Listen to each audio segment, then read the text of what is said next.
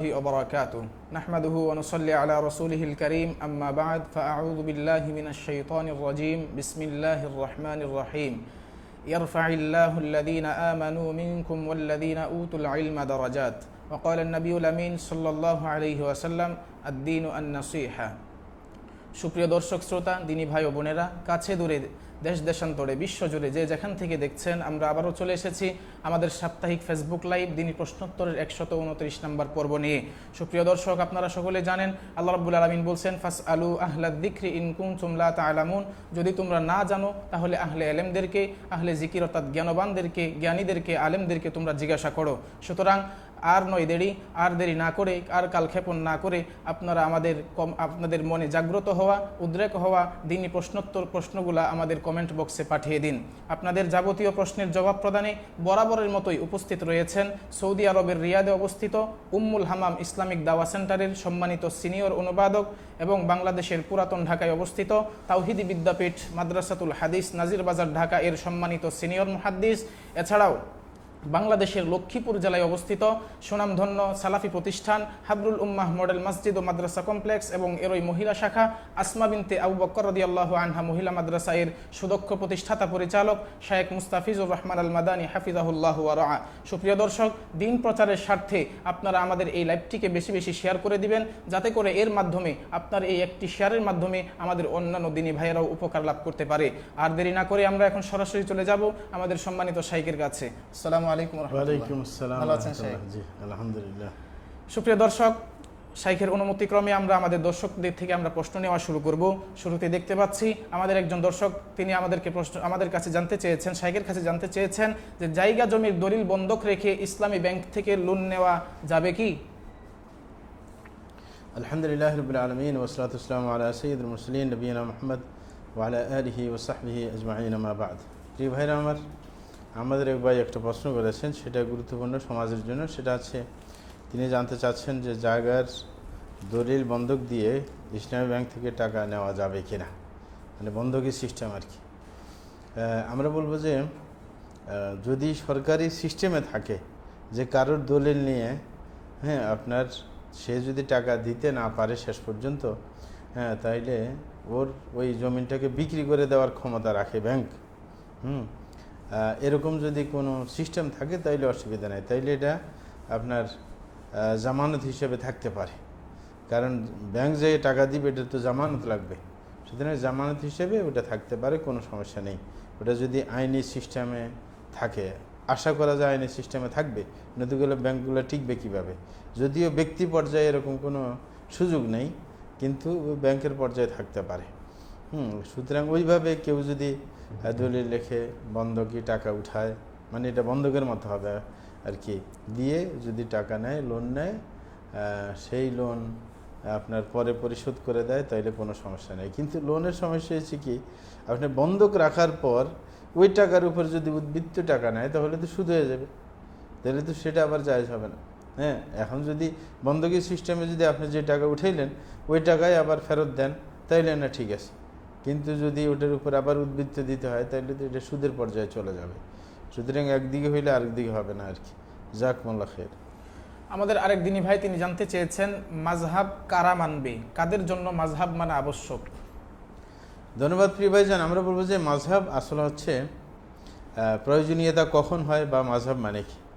আমরা যে মাযহাব মানে মতকে বোঝানো হয়, মানে কোরআন হাদিস সরাসরি না, একজন গবেষকের মত, সেটাকে মাযহাব বলা হয়। তার ব্যক্তিগত গবেষণা লব্ধ মত, সেটা হচ্ছে মাযহাব।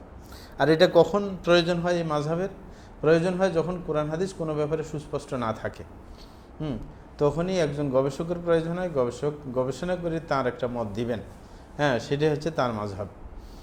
তো এই কারণে এমন অনেক মাসালা আছে যেখানে মধ্যে কোরআন হাদিস সুস্পষ্ট না, সেখানে গবেষণার প্রয়োজন হয়, সেই সময়ে কোনো একজন গবেষকের সহযোগিতা নিতে হয়।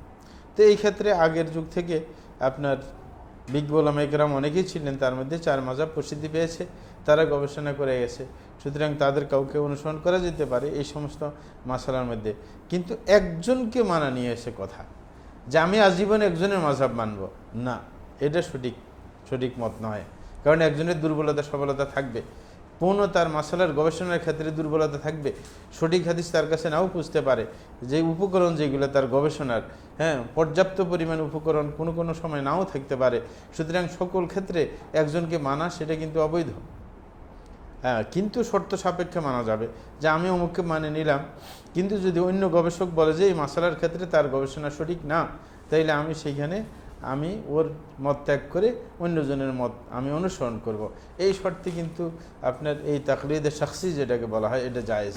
কিন্তু তাকলিদে মুতলাকের মধ্যে কোনো সমস্যা নেই। তাকলিদে মুতলাক মানে হচ্ছে একজন মানুষ মূর্খ, কোরআন হাদিস জানে না, যেই কোনো মাসালায় তখন তাকে কোনো একজন আলেমের উপর নির্ভরশীল হতে হয়। এই শর্তে যদি সে ওই আলেমের কথা শুনে যে আমি তার উপর নির্ভরশীল হলাম, আমার জাজ বিচারে তিনি কোরআন হাদিস মতোই কথা বলেন, যদি কখনো আমি প্রমাণ পেয়ে যাই যে কেউ আমাকে হুঁশিয়ার করে যে এই ব্যক্তি কোরআন হাদিসের বাইরে কথা বলছে, তাহলে আমি তাকে পরিত্যাগ করব। বা তার জন্য এই সুযোগ আছে, সে কয়েকজনকে একসাথে মানতে পারে। আপনি যখন তার সুযোগ আছে, যেমন বর্তমান যুগে টেলিফোন আছে, এখন কয়েকজন গবেষক পাওয়া যায় বা কয়েকজন আলেম পাওয়া যায় এলাকার মধ্যে, যোগ্য আলেম, তাইলে কোনো মশলা ওর থেকে জিজ্ঞাসা করতে পারে, কোনো মশলা আরেকজন থেকে জিজ্ঞাসা করতে পারে, এটা কোনো সমস্যা নেই। যেই আলেম যেটা তার গবেষণায় ধরবে সেটা মাননীয় ব্যক্তিকে সাপ্লাই দিবে। ওই ব্যক্তির জন্য এই তাকলিদে মুতলাক মানে সাধারণ তাকলিদ করা, কাউকে ব্যক্তি টার্গেট না করে কয়েকজন ব্যক্তির তাকলিদ করে, এটার কোনো সমস্যা নেই। তাইলে এখন মাযহাব আমরা কখন মানতে হয়? ওই যে যখন ঠেকে যাব, কোরআন হাদিস সুস্পষ্ট না থাকে, অথবা কোনো একজন ব্যক্তি যদি কোরআন হাদিস একবারেই বুঝে না, তখন তো সে আলেমের উপর নির্ভরশীল হতে হবে, তখনই দরকার। কিন্তু যেখানে কোরআন হাদিস একবারে সুস্পষ্ট, আপনি দেখছেন একজন আলেমের মত, কিন্তু তার বিপরীতে পরিষ্কার কোরআন হাদিস একবারে সুস্পষ্ট আপনি বুঝতে পারতেছেন, তখন কিন্তু কারোর মাযহাব চলবে না। ওই ক্ষেত্রে কারোর কথা চলবে না, কারণ কোরআন হাদিস সুস্পষ্ট। সুতরাং কোনো আলেমের মতের কোনো প্রয়োজন নেই। জাযাকুমুল্লাহ খাইর। আমাদের আরেক দিনী ভাই তিনি জানতে চেয়েছেন, ইবনে ওমর রাদিয়াল্লাহু আনহু তার স্ত্রীকে ঋতুবর্তী অবস্থায় যে তালাক দিয়েছিল সেটা কি পতিত হয়েছিল?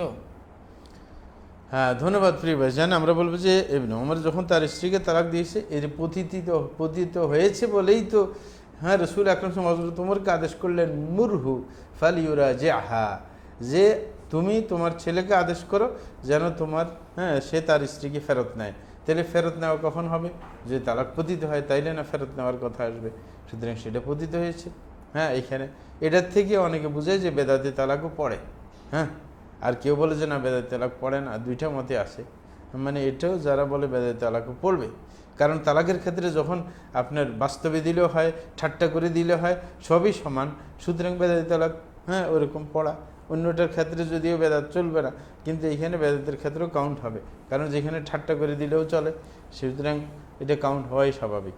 এই কারণে দুইটা মত এখানে। জাযাকুমুল্লাহ খাইর। আমাদের আরেকদিনই ভাই তিনি প্রশ্ন করেছেন, কাউকে ভালো লেগে গেলে তাকে বিয়ের জন্য কিভাবে প্রস্তাব দেওয়া হবে? ধন্যবাদ প্রিয় ভাইজান। আমরা বলবো যে কাউকে যদি ভালো লেগে যায়, তখন বিয়ের প্রস্তাব দিবে অভিভাবকের কাছে। যদি ছেলের কোনো মেয়েকে ভালো লেগে যায়, তার খবরাখবর শুনছে, এ রাস্তাঘাটের মেয়ে না, আসলে রাস্তাঘাটের আজেবাজে মেয়ে বিয়ে করে লাভটা কি? যেটাকে রাস্তায় উঠলে দেখা যায়, তাইলে তো এই ভালো লাগার মানে হয় না।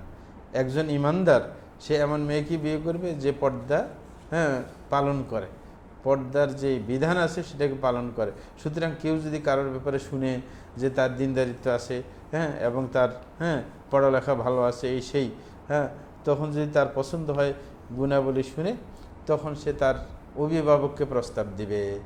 নিজে সরাসরি দিতে পারে, যে আরবরা লজ্জাবোধ করে না, তারা সরাসরি গিয়ে মেয়ের বাপকে প্রস্তাব দিয়ে দেয় যে আমি আপনার মেয়েকে বিয়ে করতে চাই। কিন্তু আমার দেশে তো এগুলো আবার মানুষে আইব মনে করে, এই কারণে কোনো তার অভিভাবকের মাধ্যমে মেয়ের অভিভাবকের কাছে প্রস্তাব পাঠাবে, কিন্তু সরাসরি মেয়েকে প্রস্তাব দেওয়ার কোনো অধিকার নাই। কারণ মেয়েকে কীভাবে আপনি প্রস্তাব দেবেন? কারণ মেয়ে তো নিজকে নিজে বিয়ে দেওয়ার অধিকার রাখে না, মেয়েকে বিয়ে দেবে তার অভিভাবক। সুতরাং অভিভাবকের কাছে প্রস্তাব পাঠাইবেন। কোনো মেয়ের যদি কোনো ছেলেকে ভালো লেগে যায়, একজনের বড় আলেম, সে সুন্দর আলোচনা করে, তার যোগ্যতা আছে, কারোর সময় শুনেছে কারোর সম্পর্কে, সুতরাং সে নিজের আপনার সেই আগ্রহ প্রকাশ করতে পারে নিজের অভিভাবকের কাছে। সে বলতে পারে যে ওর কাছে বিয়ের প্রস্তাব পাঠানো যায় কিনা, এটা বিবেচনা করে দেখতে পারেন। এইভাবে হইতে পারে। হ্যাঁ, কিন্তু আপনার এমনি ভালো লাগা, রাস্তা ফিরতে চলতে ভালো লাগা, এই ভালো লাগা দিয়ে এই বাজে মেয়েদেরকে বিয়ে করে শান্তি পাওয়া যাবে না। হ্যাঁ, কারণ এই তো আপনার যেরকম ভালো লাগছে আরেকজনেরও ভালো লাগবে, পরে তো ঝামেলা লেগে যাবে। জাকুমুল্লাহ খাইর। আমাদের আরেক দিনী ভাই তিনি জানতে চেয়েছেন, হানাফি থেকে হাম্বলি হতে হলে কি কাফফারা দিতে হবে? ধন্যবাদ প্রিয় ভাইজান। আমরা বলবো যে হানাফি থেকে হাম্বলি হইতে তো আপনাকে বলা হয় নাই। হানাফি থেকে হাম্বলিতে যাবেন কেন? কারণ আমাদের দেশে কি হাম্বলি বিশেষ কোনো আলেম আছে যে হাম্বলি মাযহাবকে সরাসরি আপনার কি পালন করে? তাইলে আপনি হানাফি থেকে হাম্বলিতে চেঞ্জ হয়ে লাভটা কী হবে? দুটোটাই তো মাযহাব, দুটোটাই তো মাযহাব। কিন্তু এতটুক যে হানাফি থেকে হাম্বলি মাযহাবের মধ্যে আপনার হাদিসের অনুসরণ বেশি, সেটা ভিন্ন ব্যাপার। কিন্তু হাম্বলি হওয়ার তো দরকার নেই, বরং আপনার এই পন্থা আসা দরকার যে আমি যখন আমাদের দেশে হানাফি মাযহাবে চলছে, হানাফি মাযহাবের উপর দেশে পড়াশোনা চলছে, এই পড়াশোনায় অগ্রসর হয়ে, কারণ যে কোনো মাযহাবের উপর আপনাকে প্রথমে অগ্রসর হইতে হবে, একসাথে তো সব পারা যাবে না। যেমন আরব দেশে ফিকহ হাম্বলি পড়ানো হয়, পরে উচ্চ উলামা পরিষদে গেলে বা একটা লেভেলে চলে গেলে তখন তারা ওই একটা মাযহাবের মধ্যে সীমাবদ্ধ থাকে না। হ্যাঁ, তো এরকম আমাদের দেশেও যারা আমরা পড়াশোনা করি, আমাদের দেশে করছি, তারা তো এবং করতেছে যারা, তারাই ফিকহ হানাফির উপর পড়াশোনা করে, উসুল সেই হানাফি মাযহাবের উসুল পড়াশোনা করে।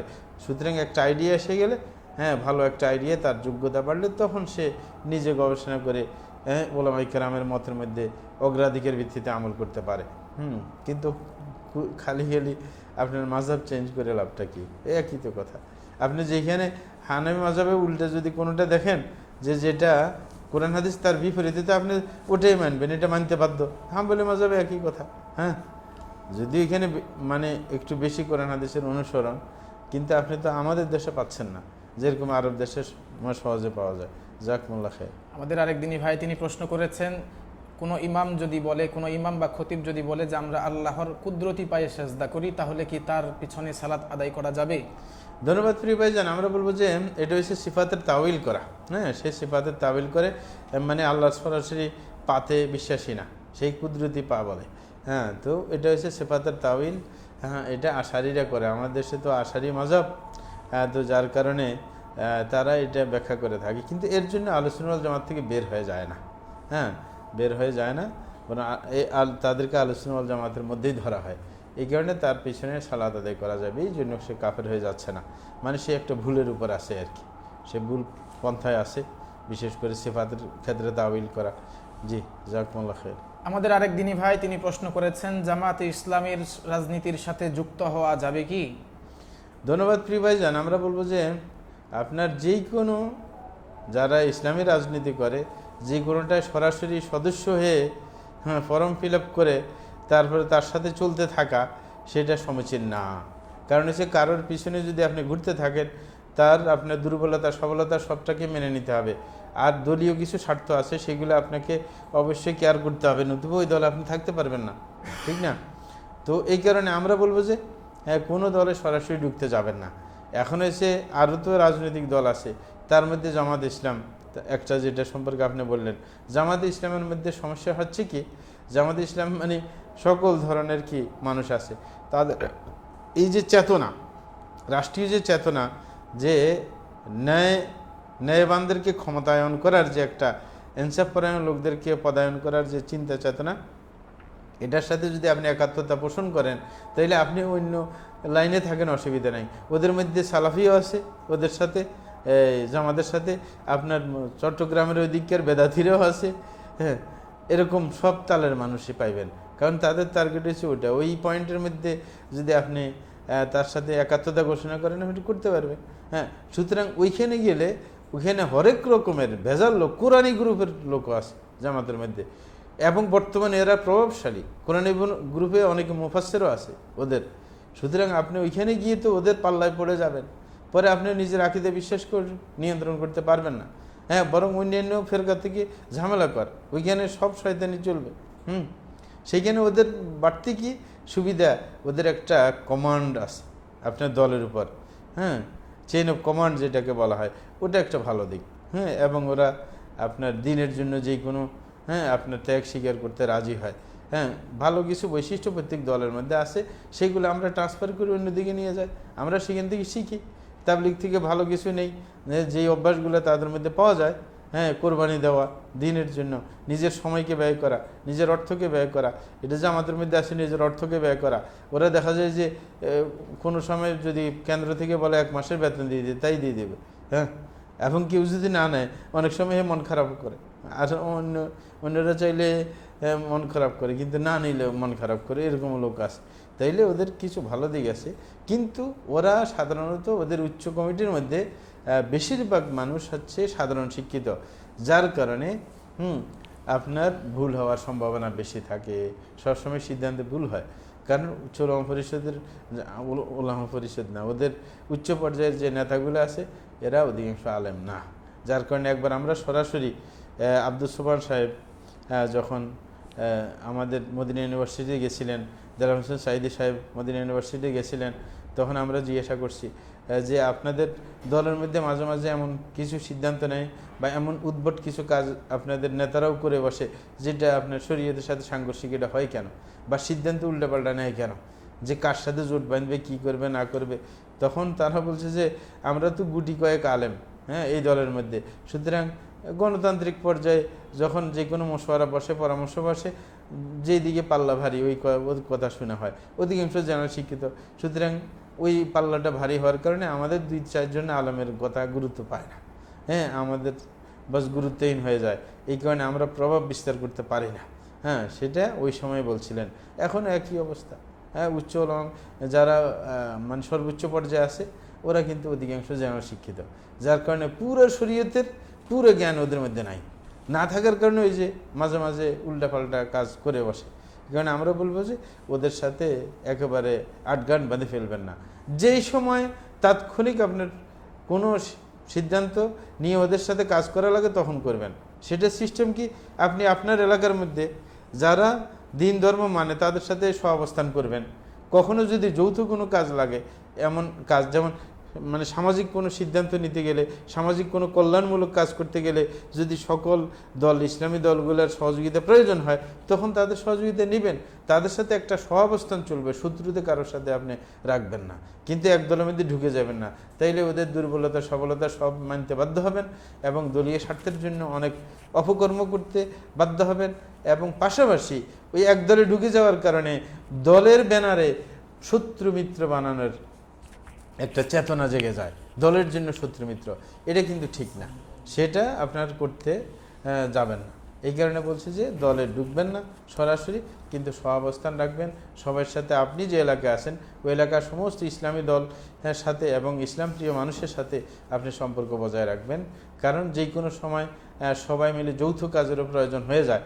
যেমন বর্তমানে সামনে যে পরিস্থিতি আসতেছে, ইসলামপন্থীরা যদি একজোট না হয়ে থাকে তাইলে দেশের উপর বিরাট একটা আক্রমণ আসবে, তখন প্রতিহত করা লাগবে সম্মিলিতভাবে আমাদেরকে, সবাই ইসলামের কল্যাণে, আল্লাহ সন্তুষ্টির জন্য। এই কারণে নিজেদের মধ্যে শত্রুতা আমরা করতে যাব না। কারণ কখনো যারা ওই আপনি ধর্মিকতাবাদের সাথে সম্পর্ক, জাতীয়তাবাদের সম্পর্ক, কখনো তারা ইসলামের বন্ধু না এবং আমাদেরও বন্ধু না। সুতরাং তাদের সাথে সম্পর্ক রাখে বেশি কিছু ফায়দা নাই, সহাবস্থান করতে হবে, তাদের সাথে সম্পর্ক থাকবে সহাবস্থানের মতো। এরকম ইসলামপন্থীদের সাথে সবচেয়ে বেশি থাকবে সম্পর্ক, যেন এক সময় প্রয়োজন হইলে সবাই একজোট হয়ে যাওয়া যায় কোনো গুরুত্বপূর্ণ পয়েন্টে। জাযাকুমুল্লাহ খায়র। আমাদের আরেক দিনী ভাই তিনি জানতে চেয়েছেন, মতানৈক্য বিশিষ্ট মাসআলায় কেউ বলে জায়েজ আবার কেউ বলে না জায়েজ, এক্ষেত্রে সঠিক কোনটা বুঝবো? ধন্যবাদ প্রিয় ভাইজান। হ্যাঁ, যদি ব্যাপারটা এমন হয় জায়েজ না জায়েজের ব্যাপারটা হয়ে যায়, তখন আপনি এহতিয়াত করতে পারেন। আর যদি নাকি আপনার কারোর প্রতি আস্থা বেশি হয়, যেমন 2 জন আলেম, একজন জায়েজ বলছেন আরেকজন না জায়েজ বলছেন, কারোর জ্ঞানের ভিত্তিতে যদি আপনার কারোর প্রতি আস্থা বেশি থাকে, সে সবচেয়ে যোগ্য আলেম। হ্যাঁ, যারা জায়েজ বলে তাদের চাইতে না জায়েজ যারা বলছে এরা যোগ্য, অথবা যারা জায়েজ বলছে এরা যোগ্য বেশি, ওইরকম আস্থা যদি থাকে, আপনি ওই যার উপর আস্থা থাকে ওর কথা শুনবেন, অসুবিধা নাই। কিন্তু যদি এমন হয় যে না, কারোর উপর আস্থা রাখতে পারেন না, তাহলে জায়েজ না জায়েজ দ্বন্দ্ব হইলে আপনি ওই কাজটা বাদ দিয়ে দেবেন, যদি এটা কোনো ফরজ ওয়াজিব কাজ না হয়। কারণ জায়েজ না জায়েজে দ্বন্দ্ব হয় সাধারণত মুবাহ জিনিস নিয়ে, যেটা পরিত্যাগ করলেও সমস্যা হয় না। যেমন আপনার ধূমপান করা জায়েজ না না জায়েজ, সাদা জর্দা খাওয়া জায়েজ না জায়েজ, আপনি কি ওইটা খাইতে বাধ্য না? আপনি ছেড়ে দেবেন, এইগুলা যেগুলোর মধ্যে এরকম জায়েজ না জায়েজে সমস্যা হয়, সিদ্ধান্ত না নিতে পারলে কোনো পক্ষের, ওইটা কাজ বাদ। হ্যাঁ, ওটা আর করবেন না। জাযাকুমুল্লাহু খায়রান। আমাদের একদিন বোন তিনি জানতে চেয়েছেন, স্বামীর অনুমতি ব্যতীত দান সদাকা করা যাবে কি? হ্যাঁ, ধন্যবাদ। হ্যাঁ, স্বামীর অনুমতি ছাড়া দান সৎকা আপনার করা যাবে, কিন্তু স্বামীর ওই মন মেজাজ বুঝে। হ্যাঁ, স্বামী যদি দান সৎকা করলে রাগান্বিত হয় তাহলে করতে যাবেন না। হ্যাঁ, কিন্তু যদি সে করলে খুশি হয়, মানে সে যদি অনুমতি না নেয় কিন্তু শুনে যে আপনি সৎকা করছেন তাইলে খুশি হয়, তাইলে ওইভাবে কাজ করবেন। বা আপনি তার থেকে স্বাভাবিক অনুমতি নিয়ে রাখবেন, যে অনেক ফকির ফোকরা আসে, অনেকে পথে কাণ্ডে বাইরে আপনার দান সৎকা চায়, সুতরাং আমি দিতে পারবো কিনা, ওই স্বাভাবিক একটা অনুমতি নিয়ে আপনি চালাই দিবেন। কিন্তু যদি আপনি বেশি সৎকা করতে চান, সে যদি ব্রেক দেয়, তখন আবার সৎকা করতে গিয়ে নিজেদের সম্পর্ক নষ্ট করতে যাবেন না। কারণ অর্থ হয়েছে তার, সুতরাং সে যতটুকু করলে আপনি সে খুশি থাকবে, অতটুকু আপনি করবেন। যদি আপনি বুঝিয়ে বেশি দিতে পারেন সেটা আপনার ব্যাপার। জাযাকুমুল্লাহ খাইর। আমাদের আরেক দিনী ভাই তিনি জানতে চেয়েছেন, অভিভাবক ছাড়া বিবাহ হবে বলে ইমাম আবু হানিফা রহিমাহুল্লাহ যে দলিল দিয়েছিলেন সেটা কি গ্রহণযোগ্য? ধন্যবাদ প্রিয় ভাইজান। আমরা বলবো যে অভিভাবক ছাড়া বিয়ে দেওয়া যায়, এটা হাদিসের বিপরীতে, পরিষ্কার হাদিসের বিপরীতে, সুতরাং সেই কথা গ্রহণযোগ্য না। এই কারণে শুধু ইমাম আবু হানিফা রহমতুল্লাহ এই মতে আসেন, আর বাকি সমস্ত ইমাম ওলি ছাড়া বিয়ে দেওয়া জায়েজ নাই এই মতে আসেন। হ্যাঁ, এই কারণে যখন সরাসরি লা নিকাহা ইল্লা বিওলিয়্যিন ওয়া শাহিদাই আদলিন, যখন এই হাদিস সুস্পষ্ট একবারে ওলি ছাড়া বিয়ে হবে না, এমন বলছে আয-যানিয়াতু হিয়াল্লাতী তুনকিহু নাফসাহা, যে বেবিচারিণী মহিলা সে নিজকে নিজে বিয়ে দিতে পারে। হ্যাঁ, যখন সুস্পষ্ট হাদিস আছে সেখানে আপনি আরেকজনের মত মানতে যাবেন কেন? একজন গবেষকের মত, হ্যাঁ তিনি ভুল করে গেছেন, কিন্তু তিনি ভুল করছেন তো ঠিকই, কিন্তু পরবর্তী বুঝমান আলমরাও কিন্তু সেটা মানা যায়। এটা হচ্ছে মানে ঝামেলার কথা আর কি। হ্যাঁ, আর এই কারণে আমার দেশে এই ফতুয়ার কারণে মেয়ে পালাই যায় ছেলের সাথে, কিন্তু আরব দেশে ওলি ছাড়া বিয়ে হয় না দেখে আর পালাইতে পারে না। হ্যাঁ, নতুবা আরব দেশে সবচাইতে বেশি পালাইতো, কারণ হচ্ছে গরম এলাকা। হ্যাঁ, মানে একটা বাড়িতে ধরে রাখা যেত না যদি এরকম অবস্থা থাকতো। হ্যাঁ, এই কারণে আমার দেশে এই যে ঝামেলাটা লাগছে, আপনার কেউ দেখা যায় একটা মেয়ে পালাইয়েছে, বাপের আর মানে দুঃখের শেষ নাই, কিচ্ছু করার নেই। হ্যাঁ, তো এই যে এই ফতুয়ার কারণে ঝামেলা সৃষ্টি হইতেছে, জি, সুতরাং এটা ডাইরেক্ট হাদিস বিরোধী, সুতরাং সেটা মানা যাবে না। জাযাকুমুল্লাহ খাইর।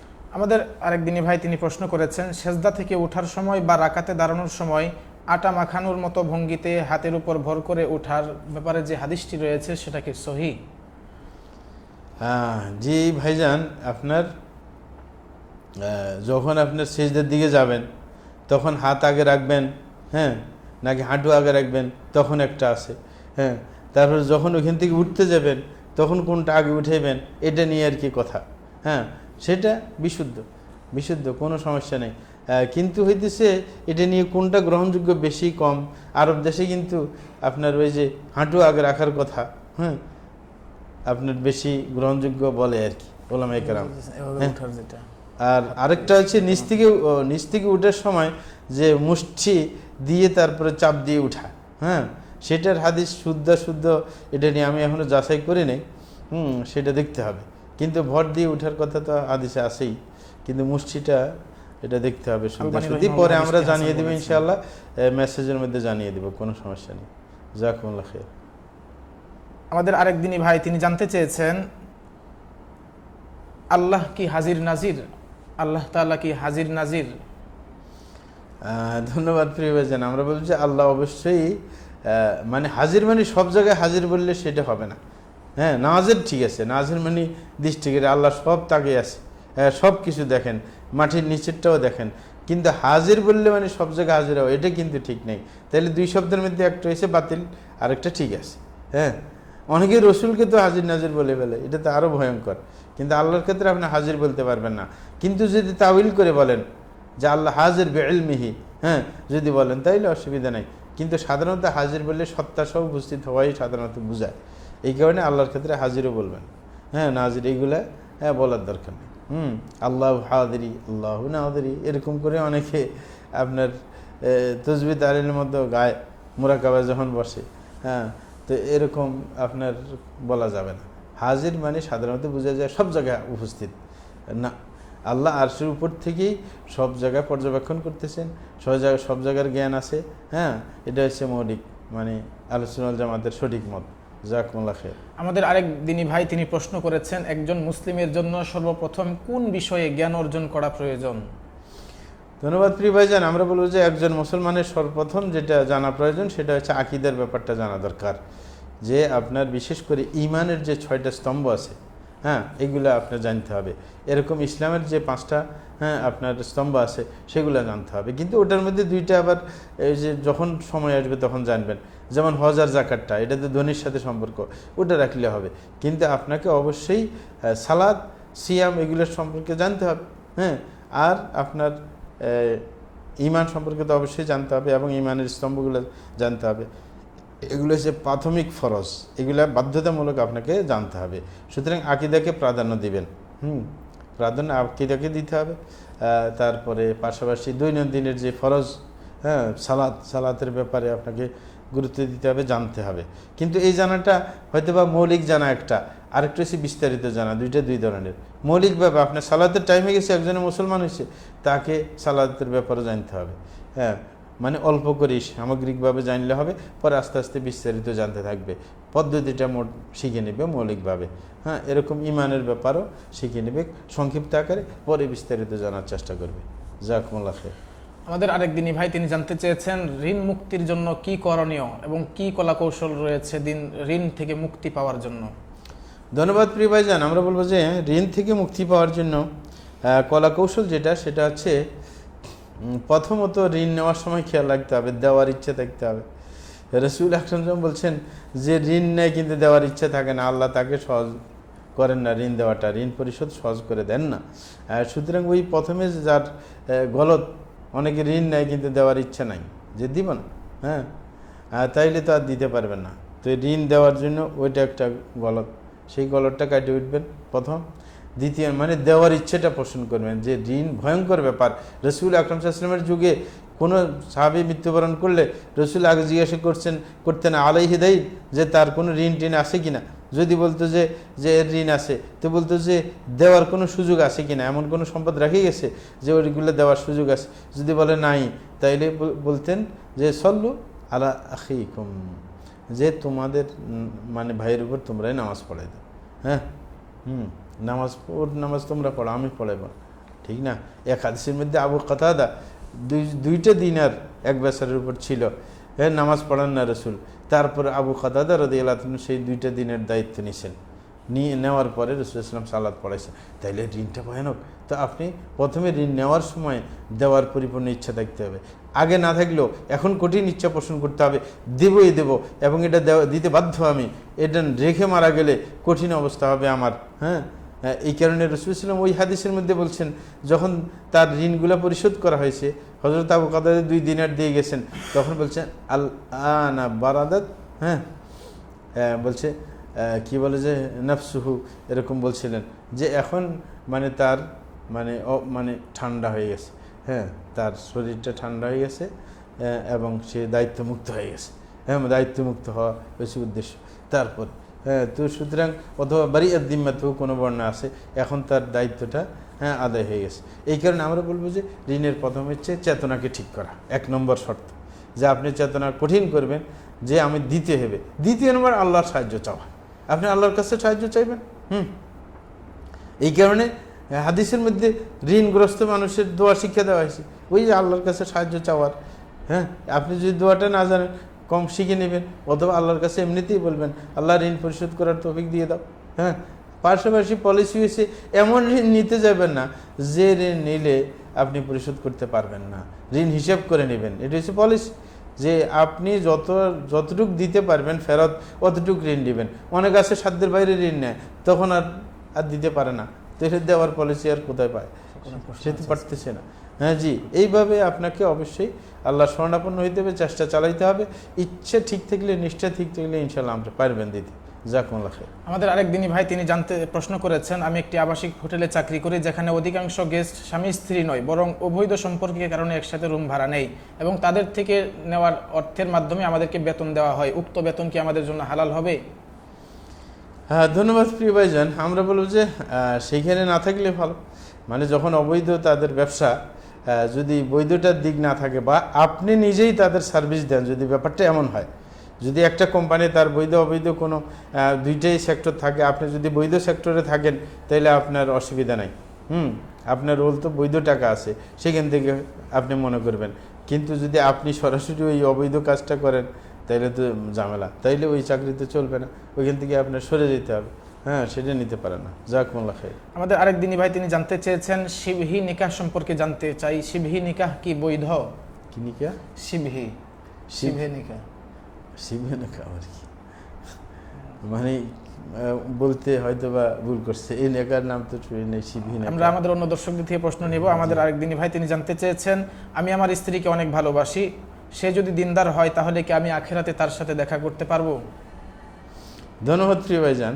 অবশ্যই কেউ যদি আপনার দিনদার হয়, তার স্ত্রীও এরকম জান্নাতি হয়, হ্যাঁ, তাইলে অবশ্যই আল্লাহ শানু তাদের সাথে মিলাই দেবেন। এটা হচ্ছে নিয়ম। আল হাকনা বিহিম যুররিয়াতাহুম, কোরআনে আল্লাহ বলছেন যে তাদের সাথে তার যে যার ফ্যামিলির সদস্য তারা যদি জান্নাতি হয় একসাথে মিলিয়ে দেবেন, যেন তাদের আনন্দটা আরও ঘন হয়। হ্যাঁ, এই কারণে অসুবিধা নেই। জাযাকুমুল্লাহ খাইর। আমাদের আরেক দিনী ভাই তিনি প্রশ্ন করেছেন বর্তমানে অনেক যুবক ভাইয়েরা ডক্টর মোহাম্মদ সাইফুল্লাহ হাফিজুল্লাহকে সালাফি মানহাজ থেকে খারিজ করে দিচ্ছে, ইখওয়ানি বলে এবং ওনার পূর্বের কিছু বক্তব্যকে কাটছাট করে। এই ব্যাপারে আপনার মতামত জানতে চাচ্ছি। ধন্যবাদ প্রিয় ভাইজান। আমরা ওনাকে সালাফি আলেমই মনে করি, যদি উনি একসময় ইখওয়ানিদের সাথেই চলতেন। যেমন আমরা ইউনিভার্সিটি থাকতে আমরা এই 3 ডক্টরকে জামাতের সাথেই ইখওয়ানিদের সাথেই চলাফেরা করতে দেখতাম, দায়িত্বশীলও ছিলেন। হ্যাঁ, কিন্তু পরবর্তীতে ওনারা অবস্থার পরিবর্তন ঘটিয়েছেন। হ্যাঁ, এটাই আমরা দেখতে পাচ্ছি। সুতরাং খালি আগের বক্তব্য দিয়ে ওনাদেরকে ইখওয়ানি বলে সাব্যস্ত করা এখনও এটা ঠিক হচ্ছে না।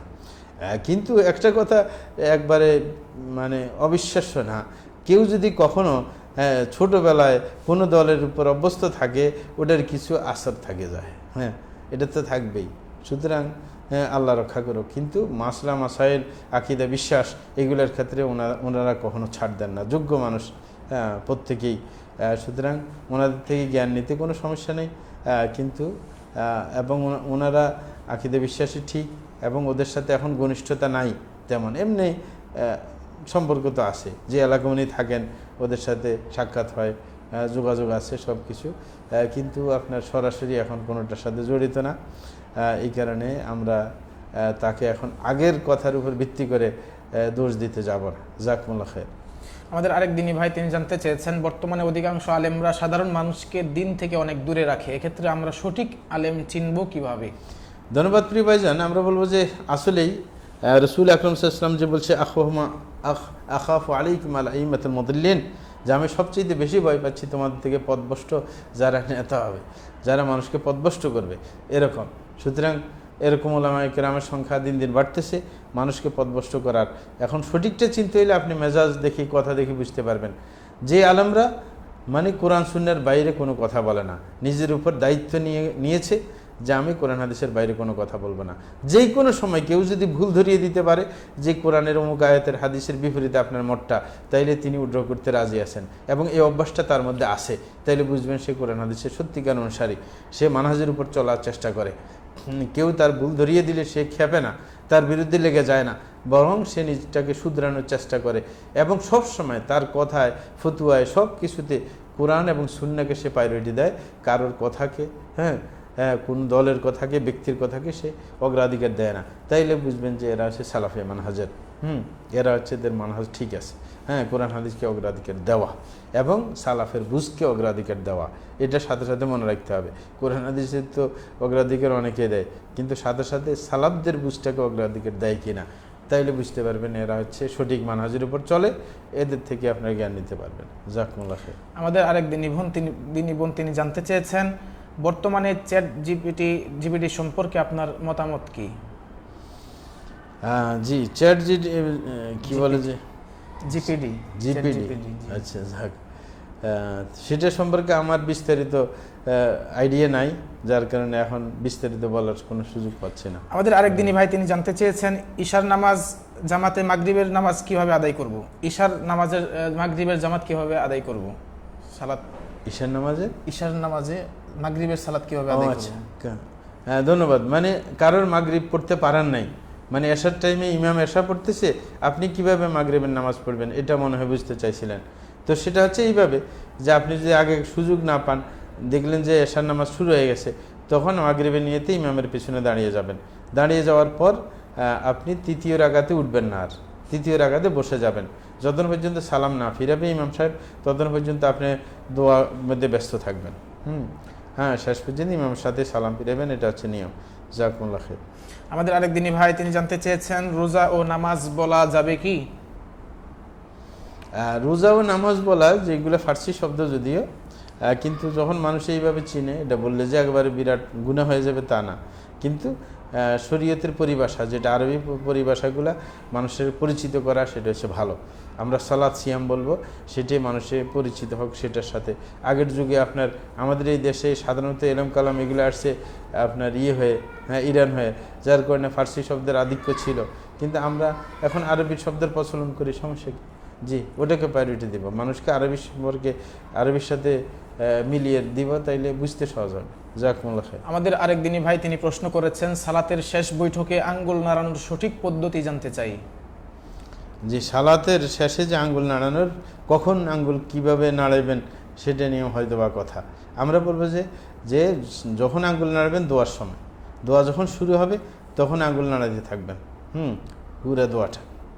যেমন যখন তাশাহুদে ঢুকছেন, তখন ওই যে তাহিয়াতুল্লাহ ওয়াসসালাওয়াতু ওয়াত তাইয়্যিবাত আসসালামু আলাইকা আইয়ুহান নবী, এই যে এটাও দোয়া, ওয়া রাহমাতুল্লাহি ওয়া বারাকাতুহু, আসসালামু আলাইনা ওয়া আলা ইবাদিল্লাহিস সালিহিন। তারপরে তো দুরূদ আছে, সেটাও দোয়া। তারপরে আপনার এমনি দোয়া মাসুরা যেগুলোকে বলা হয় সেগুলো দোয়া।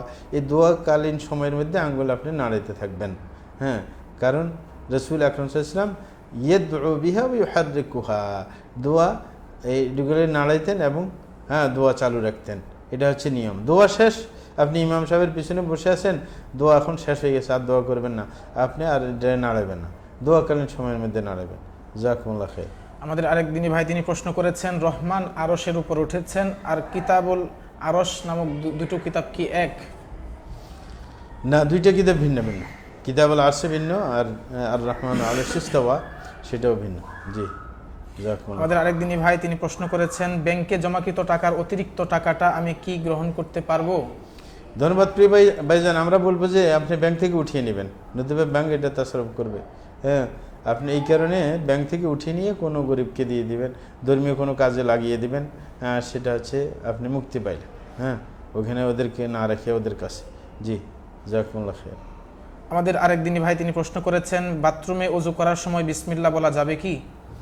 জি, বাথরুমে যখন আপনার ওযু করবেন, ওযুতে আর বাথরুমের উপর করেন না, মানে সাইডে বড় জায়গা আছে। বর্তমানে আমরা দেখি যে একটা রুমের মতো আপনার ওয়াশরুমগুলা, সুতরাং সেইখানে যেখানে আপনার মলমূত্র ত্যাগ করে না, ওই সাইডে আপনি বিসমিল্লাহ, যেমন বেসিন রাখা আছে সেগুলোর মধ্যে যখন ওযু করতে যাবেন বিসমিল্লাহ পড়তে পারেন, কোনো সমস্যা নেই। এটা ভিন্ন ভিন্ন বিধান, মলত্যাগের জায়গা ভিন্ন, তারপরে ওযুর জায়গা ভিন্ন, বড় একটা জায়গার মধ্যে, তাতে সমস্যা নেই। জাযাকুমুল্লাহ খাইর। আমাদের আরেক দিনী ভাই তিনি জানতে চেয়েছেন অভাব অনটনের কারণে আমি আমার একটা কিডনি বিক্রি করে বাহিরে যেতে চাই, আমার এই সিদ্ধান্ত কি ইসলামী দৃষ্টিতে সঠিক? ধন্যবাদ প্রিয় ভাইজান। আমরা বলবো যে অসঠিক, কারণ আপনি একটা কিডনি বিক্রি করে দিলে একটা কিডনি নষ্ট হয়ে গেলে আরেকটা কিডনি কই পাবেন? এটা একটা কিডনি দিয়ে মানুষ চলতে পারে, কিন্তু এটা তো আপনার প্রয়োজনে রাখা হয়েছে। সুতরাং আপনি, আর এটার মালিক তো আপনি না, আপনি বিক্রি করবেন কীভাবে? আপনার শরীরের মালিক কি আপনি? না, আপনার শরীর আল্লাহর সৃষ্টি, এটার মালিক আল্লাহ। আল্লাহু খালাকাকুম ওয়া মা তা'মালুন, আল্লাহ আপনাকে সৃষ্টি করছে, মালিক তিনি একমাত্র মালিক। তো সুতরাং আপনি তো আপনার কিডনি আপনি বিক্রি করতে পারবেন না। জি, জাযাকুমুল্লাহ খাইর। আমাদের আরেক দিনী ভাই তিনি জানতে চেয়েছেন মসজিদের মাইকে টিকাদান কর্মসূচির ঘোষণা দেওয়া যাবে কি? ধন্যবাদ প্রিয় ভাইজান। আমরা বলবো যে যাবে, কারণ মসজিদে এটা যদি আবাদতের কাজে আজানের কাজে ব্যবহার হয়, কিন্তু যখন আপনার মানব কল্যাণে কোনো ঘোষণার প্রয়োজন হয় সেটা দেওয়া যাইতে পারে, কোনো সমস্যা নেই। জি, ওদের আরেক দিনী ভাই তিনি জানতে চেয়েছেন মসজিদে রক্তদান কর্মসূচি পালন করা যাবে কি?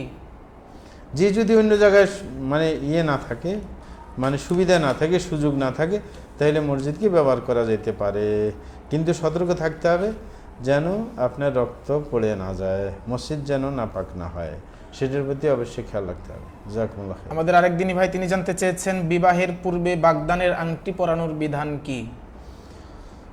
আমরা বলবো যে বিবাহের আগে আপনার ওই যে জোড়ার দিন বলে আর কি, চট্টগ্রামের দিকে, অথবা আপনার তখন একটা আংটি পরানো হয়, বিবাহের দিন না, বিবাহের আগে যখন চুক্তিপত্র হয়, বা তখনই আংটিটা দেওয়া হয়। হ্যাঁ, এই আংটি দিতে কোনো সমস্যা নেই। এই আংটি দিলে অগ্রিম কোনো সমস্যা হবে না। জাযাকুমুল্লাহ। আমাদের আরেকদিনই ভাই তিনি জানতে চেয়েছেন, মালিকের অনুমতি ছাড়া কর্মচারী ক্রেতাদেরকে বাকিতে ক্রয় বিক্রয় করতে পারবে কি? মালিকের অনুমতি ছাড়া কর্মচারী বাকিতে দিতে পারবে কিনা? প্রিয় ভাইজান, আমরা বলবো যে এখানে মালিক যদি অনুমতি দিয়ে দেয় তাইলে তো ভালো, অথবা মালিকের অনুমতি সম্পর্কে আপনি অন্যভাবে জানছেন, যে আপনি একটা কোম্পানিতে চাকরি করতেছেন, যারা আগে চাকরি করে মানে জানে যে এরকম বাকিতে এই কোম্পানি বিক্রি করে, তাইলে মালিকের থেকে অনুমতি নিতে হবে না, কারণ ওই সিস্টেমটাই এসে তার অনুমতির মতো। হ্যাঁ, কিন্তু যদি তা এটা জানাও নাই, আপনি বিক্রি করতে কাউকে দেখেন নাই ওই কোম্পানির মধ্যে, আপনি নিজে চালাই করে বিক্রি করলে এটা নাজায়েজ হবে, কারণ এটা ওর অধিকার খর্ব হবে, কারণ বাকিতে বিক্রি করলে টাকা না উঠতে পারে, তাহলে তার অধিকার খর্ব হইল। এই কারণে আপনি তার অনুমতি ছাড়া বিক্রি করবেন না। আর যদি দেখেন যে না অনুমতি এক ধরনের আসে, তাইলে চলবে। জাযাকুমুল্লাহ। আমাদের আরেকদিনই ভাই তিনি প্রশ্ন করেছেন, দায়ী ইলাল্লাহ মানে কি? জি, দায়ী ইলাল্লাহ মানে আল্লাহর প্রতি আহ্বানকারী। যারা দাওয়াতি কাজ করে তাদেরকে দায়ী ইলাল্লাহ বলে আর কি, যে আল্লাহর পথে আহ্বানকারী। আমাদের আরেকজন দিনী ভাই তিনি জানতে চেয়েছেন, হাতের ইশারায় সালাম প্রদান করা যাবে কি? জি, অবশ্যই। প্রয়োজনের সময় হাতের ইশারায় সালাম দিতে হয়, জানাইতে হয়। যেমন একজনে আপনার কি বলে যে গাড়িতে আসে, আরেকজন গাড়ির বাইরে আসে, মানে রাস্তায় চলাফেরা করতেছে, আরেকজন গাড়ির ভিতরে আসে, তখন তিনি মানে সালাম দেবেন তো মুখ দিয়ে, কিন্তু হাত দিয়ে ইশারা করে উনি ওই দেখাইবেন যে আমি তোমাকে সালাম দিলাম। এরকম বাইরের লোক কেউ দিলে হাত দিয়ে ইশারা দিয়ে বুঝাইবে যে সালাম দিস, কিন্তু ওই যে মুখ দিয়ে না বলে সালাম হয় না, মুখে আসসালামু আলাইকুম বলতে হবে, কিন্তু হাত দিয়ে ইশারা দেয় মানে ওই কাজটা যে করছেন ও তো আওয়াজ শুনতেছে না, ওটা নিশ্চয়তার জন্য, ঠিক না? হ্যাঁ, হাত দিয়ে সালামের উত্তর দেওয়ার বিধান শরীয়তে আছে। যেমন সালাতের মধ্যে কেউ যদি মসজিদে ঢুকে সালাম দেয়, আপনি সালাতরত অবস্থান আছেন, আপনি হাত দিয়ে ইশারা করে উত্তর নিতে পারেন, উত্তর দিতে পারেন, সেরকম ব্যবস্থা আছে। জি। আমাদের আরেকদিনই ভাই তিনি প্রশ্ন করেছেন, যারা এ বিশ্বাস করে যে আল্লাহ তাআলা আরশের উপর আছেন, এই বিশ্বাসের কারণে কি তারা কাফের হয়ে যাবে? জি, প্রিয় ভাইজান, আল্লাহ তো আরশের উপরেই আছেন, কাফের হওয়ার তো কোনো কথা। যারা এই কথা বিশ্বাস করে না তারা কি কাফের যারা হয়ে যাবে? বিশ্বাস করে না আল্লাহ আরশের উপরে আছেন, এটা বিশ্বাস না করলে আপনার কাফের হবে কি না এটা নিয়ে ভিন্ন কথা।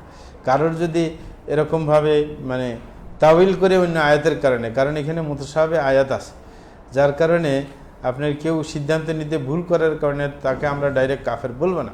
হ্যাঁ, আপনার কারণ এসে অনেকে আসে ওই যে ওহুয়া মাআকুম আইনামা কুনতুম, এই জাতীয় আয়াত দিয়ে, যেগুলো মুতাশাবিহ আয়াত, ওগুলা কিন্তু মুহকামের দিকে আপনার কি দিতে হয়, ঠেলে দিতে হয়, মানে মুহকামের ভিত্তিতে ওইগুলোকে বুঝতে হয়, কিন্তু অনেকে বুঝার চেষ্টা করে না, সুতরাং তার এটা ভুল, এই জন্য তাকে কাফের বলা যাবে না।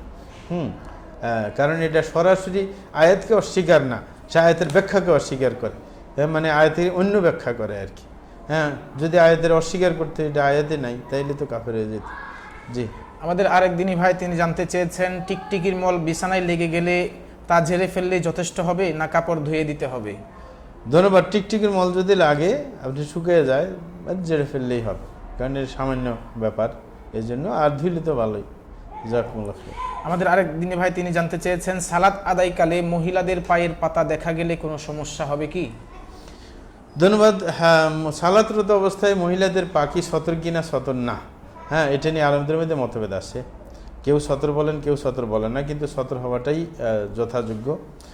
যারা সতর মানে যেটাকে 17 দিন, তাইলে তার যদি দেখা যায় তাইলে তার সালাত হবে না, যদি দেখা যায় পায়ের অংশ খোলা থাকে। আর যারা মনে করে যে না এটা খোলা থাকতে পারে, তাদের নিকটে তো হয়ে যাবে। সুতরাং আপনি কোনটাতে বিশ্বাসী সেটা হচ্ছে দেখার বিষয়। জাযাকুমুল্লাহ খাইর। আমরা বলবো যে পাটা ডাকতে। জি। আমাদের আরেকদিনই ভাই তিনি জানতে চেয়েছেন, ওযু অবস্থায় মোজা পরেছি, পরে মাসাহ করেছি পবিত্র অবস্থায়, এখন মোজা খুলে নিলে ওযু ভেঙে যাবে কি? জি, আপনি যখন মোজা পরেছেন ওযুরত অবস্থায়, মানে পবিত্র অবস্থায় মোজা পরেছেন, পরে আপনি যদি খুলে ফেলেন তাহলে আপনার ওযু ভাঙবে না, ওযু ভাঙবে না। এটা কারণ ওযু ভঙ্গের কারণ পাওয়া যায় না, শুধু খুললে ওযু চলে যায় না। একজনে পড়ছে, পরে মনে করছে যে না গরম লাগে, আমি খুলে ফেলবো, অসুবিধা নেই। জাযাকুমুল্লাহ খাইর। আমাদের আরেকদিনই ভাই তিনি প্রশ্ন করেছেন, উমাইয়া বিনতে নুমান বিন শারাহিল এর সাথে রাসূল সাল্লাল্লাহু আলাইহি সাল্লামের বিবাহের ব্যাপারে জানতে চাচ্ছি। যেটা হাদিসে বিদ্যমান রয়েছে। আমরা জানি রাসূল সাল্লাল্লাহু আলাইহি সাল্লামের স্ত্রী 11 জন ছিলেন। উমাইয়া বিনতে নোমানকে যদি রাসূল সাল্লাল্লাহু আলাইহি সাল্লামের স্ত্রী হিসেবে ধরা হয় তাহলে তো ওনার 12 জন হবে। উল্লেখ্য যে নাস্তিক ইমরান বিন বশির উক্ত হাদিসকে সামনে রেখে রাসূল সাল্লাল্লাহু আলাইহি সাল্লামকে অকথ্য ভাষায় গালিগালাজ করেছেন। ধন্যবাদ। আমরা বলবো যে রাসূল আকরাম সাল্লাল্লাহু আলাইহি ওয়াসাল্লামের স্ত্রী আসলে মৌলিকভাবে 13 জন, তার মধ্যে তিনি 11 জন কন্টিনিউ করছিলেন আর 2 জন তালাক দেওয়া হয়েছে। সুতরাং আমরা বলবো যে একজন ব্যক্তি যদি যে নাস্তিক টাইপের হয়, সে যদি রাসূল আকরাম সাল্লাল্লাহু আলাইহি ওয়াসাল্লামকে কলঙ্কিত করতে চায়, আমাদের তো করার কিছু নেই। ঠিক না? এই কারণে ওদের পিছনে ওদের সাথে ঝগড়াঝাটি করতে যাব না, কারণ এদের অনেক সময় এমন হয় যে তাদের কোনো সন্দেহ আপনার মধ্যে ঢুকে যেতে পারে, আপনিও খারাপ হয়ে যেতে পারেন। যেমন আমাদের দেশে মুরাদ বিন আমজাদ আহলে কোরআনের সাথে তর্ক করতে যে নিজে আহলে কোরআন হয়েছে, বা মানে মুনকারে হাদিসের কি। তো সুতরাং এমন করতে যাবেন, নাস্তিকদের সাথে কখনো তর্ক করতে যাবেন না। এমন কিছু সন্দেহ আপনাকে ঢুকিয়ে দিবেন, পরে মাথার থেকে বাইর করা মুশকিল হয়ে যাবে। জি, আমাদের আরেক দিনী ভাই তিনি জানতে চেয়েছেন মহিলাদের হাত পায়ের এবং পেটের পশম উপড়ে ফেলার ব্যাপারে শরীয়তের বিধান কি? ধন্যবাদ। সাধারণত যে পশমগুলো আছে আপনার থাকবে, এটা হচ্ছে স্বাভাবিক কথা। কিন্তু যদি অসুন্দরের ব্যাপার হয়ে যায়, মানে দেখা যায় যে একটা অসুন্দর লাগে, মানে অথবা স্বামী এটাকে পছন্দ করে না, এরকম হইলে আপনি উঠে ফেলতে পারবেন, কাটতে পারবেন, এটা সমস্যা নেই, এটা রাখা কোনো ফরজ বিধান না। জি, আমাদের আরেক দিনী ভাই তিনি জানতে চেয়েছেন সৌন্দর্যের জন্য বা বরকতের আশায় ঘরের ভিতর কাবার ছবি বা কোরআনের আয়াত সম্বলিত কোনো কিছু টানিয়ে রাখা যাবে কি? প্রিয় ভাইজান, আমরা বলো যে কোনো কিছু টাঙ্গাই লাগলে বরকত হয় না, যে কোরআন আয়াত টাঙ্গানো এইভাবে বরকত নেওয়াতে রাসূল আকরাম সাল্লাল্লাহু আলাইহি ওয়াসাল্লাম শিক্ষা দিয়ে যান নাই, সাহাবায়ে কেরাম শিক্ষা দিয়ে যান নাই। সুতরাং বরকতের জন্য এটা হবে না। কিন্তু যদি কেউ কোরআন আয়াতে এইভাবে মুখস্থ করে যে একটা আয়াত লাগাই থাকলে বারবার চোখে পড়বে, পরে মুখস্থ হয়ে যাবে, আবার কয়দিন পর আরেকটা আয়াত এরকম লটকে রাখবো, সেটা কোনো উদ্দেশ্যমূলক, সেটা অসুবিধা নেই। কিন্তু বরকতের জন্য শুধু লটকে রাখা এটা ঠিক না, এটা সালাফদের নীতিবিরোধী। জাযাকুমুল্লাহ খাইর। আমাদের আরেক দিনী ভাই তিনি প্রশ্ন করেছেন মৃত মানুষকে সোয়াল জবাব করা হয়, আর সোয়াল জবাব করার সময় কি তার আত্মা তার দেহের মাঝে নিয়ে আসা হয়? ধন্যবাদ। জি, মৃত ব্যক্তিকে যখন আপনার সোয়াল জবাব করা হয় তখন তার আত্মা তার সাথেই থাকে। নতুবা সোয়াল জবাব কীভাবে করবে? তার রূহ তার মধ্যে দেওয়া হয়, ফেরত দেওয়া হয়, তখন তাকে সোয়াল জবাব করা হয়। জি, সুপ্রিয় দর্শক শ্রোতা দিনী ভাই বোনেরা, আমাদের দর্শকদের পক্ষ থেকে আর কোনো প্রশ্ন না থাকায় আমরা আমাদের আজকের লাইভটিকে এখানে সমাপ্ত ঘোষণা করব। তার পূর্বে আপনাদেরকে আবারও বলে দিতে চাই, আপনারা আপনাদের মনের মাঝে উদ্রেক হওয়া, জাগ্রত হওয়া দিনী প্রশ্নগুলো আপনারা এখন থেকে নোট করে রাখবেন, যাতে করে পরবর্তী সপ্তাহে আপনারা আপনাদের মনে জাগ্রত হওয়া প্রশ্নগুলো আমাদের কমেন্ট বক্সে করতে পারেন। এবং আপনারা আমাদের এই যে লাইভটি হয়েছে সেই লাইভটিকেও আপনারা দিন প্রচারের স্বার্থে, যাতে করে এর মাধ্যমে অন্যান্য ভাইয়েরা উপকৃত হতে পারে, এই লাইভটিকে আপনারা শেয়ার করে দিবেন ইনশাআল্লাহ। এবং আজকে আমরা আমাদের এই লাইভটিকে শাইখের দোয়ার মাধ্যমে এখানে সমাপ্ত ঘোষণা করব। সুবহানাকাল্লাহুম্মা ওয়া বিহামদিকা আশহাদু আল্লা ইলাহা ইল্লা আনতা আস্তাগফিরুকা ওয়া আতুবু ইলাইক।